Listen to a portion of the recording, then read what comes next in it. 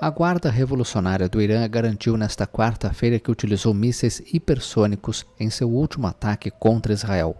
Em um comunicado emitido pela televisão estatal, o exército ideológico iraniano assegura que na 11ª barreira de mísseis lançada contra Israel foram utilizados foguetes hipersônicos Fatah-1.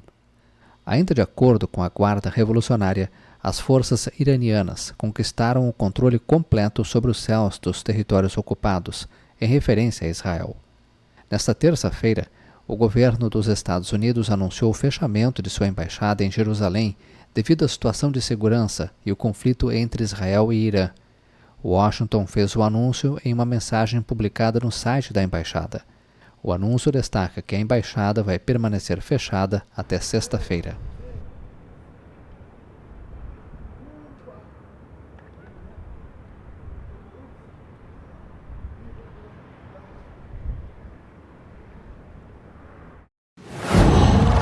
Qual?